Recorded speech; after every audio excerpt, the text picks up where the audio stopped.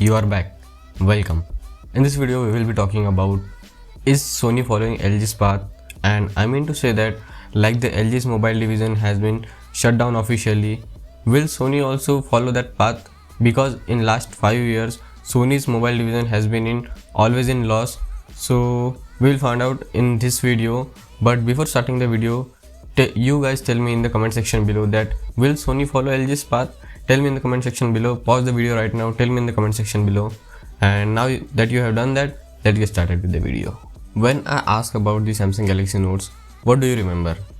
I'm sure you remember that S Pen, boxy design and big screen. When I ask you about OnePlus, you surely remember the high spec device, but more importantly the Oxygen OS.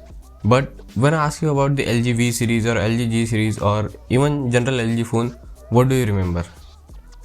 I'm sure you won't be able to remember anything about any LG phone. That's where LG lagged. LG failed to create their unique selling point of their smartphones. LG phones did not have any unique selling point. And now don't tell me about that dual display, because no one likes to carry that hefty shit around their pockets everywhere, because smartphones are mobile devices and they should be mobile, and that hefty phone no one likes to carry.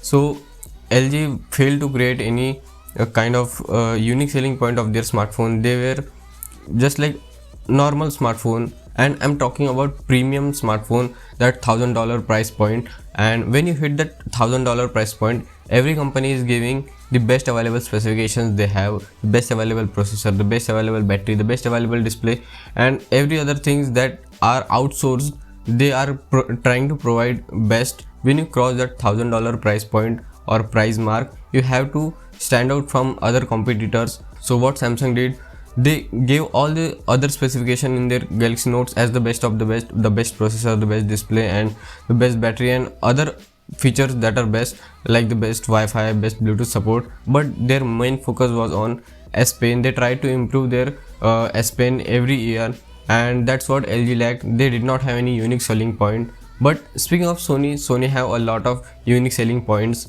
Whether it be a 4K 21:9 display, dual front firing stereo speakers, or dedicated camera shutter button, or Photo Pro and Cinema Pro app, they have a lot of unique selling points Sony smartphones have. And you can see that every new Xperia is kind of a more refined version of its older Xperia. For example, I will give you about the display. The Sony Xperia 1 had a display, a 4K display, but that was an IPS display. The Xperia 1 Mark II had a 4K HDR OLED display, and the Sony Xperia 1 Mark III has a 4K HDR OLED display, but with 120Hz refresh rate. And as I told you that 4K HDR and 21:9 display is Sony's unique selling point. So they are constantly working on that feature, and not only that, they are also working on other features also. Second thing, LG has failed to define their audience. When I speak about the Samsung Galaxy Notes, Samsung is not trying to sell that phone to everyone. For everyone they have the Samsung Galaxy S series, but for the Note they are defining their audience as kind of professional people and those who need a smartphone or a phablet to take notes or write notes, but they don't want in any tablet. So the phablet Samsung Galaxy Notes are kind of phablet smartphones. So they are big enough but not that big that you cannot carry them in your pocket. So Samsung is defining their audience to professional peoples and those people who want to take notes, but at the same time they want their smartphone things to be done, because frankly speaking the tablets aren't very good, and especially Android tablets. So Samsung is targeting to those people. When I talk about OnePlus is also targeting not to everyone.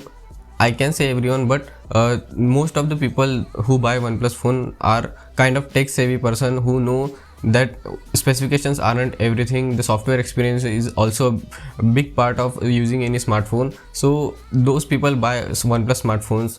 But when I ask you about LG smartphones, LG hasn't defined any target audience of themselves, because they are giving general specification at that high price point. And as I said, it all comes down to unique selling point. If you don't have any unique selling point, then you can't target any audience. So LG has failed to create their target audience.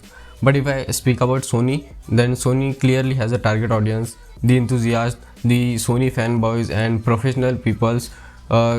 if I say about Sony fanboys, that means those who have Sony camera and Sony TV, and Sony smartphones can well integrate with Sony environment. Like you can use the Sony smartphones as the viewfinder of your Sony Alpha cameras. So they are targeting to those people and to those professional people who like the clean minimal design and minimal look but want their every job to be done. So they are targeting to those people, and Sony's smartphone displays are one of the most, or I should say the most accurate displays in the industry, because Sony's smartphone can display exact the same color in which the film was produced. So that means the people in the cinema industry or those who make films, they will be able to use that phone properly so to see their colors.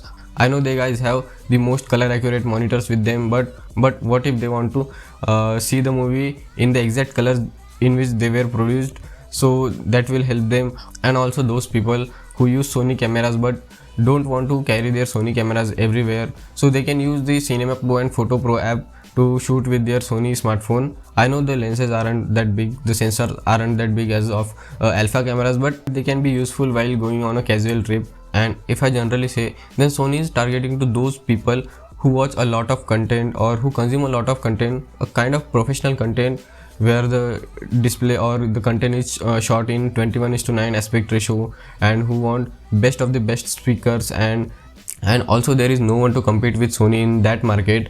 So Sony is the only king of their market. So Sony is clearly defining their audience. And let me tell you the fact that for the first time in last 5 years, Sony's smartphone division is actually making profit. That means their sales are increasing. So congrats to Sony. And also the Sony Xperia 1 Mark III is a great smartphone. So that was it. I hope you understand that Sony is not following the LG's path. So that was the video. Thanks for watching. Subscribe to the channel if you haven't already. Catch you guys in the next video. Till then, this is Karan Garde signing off.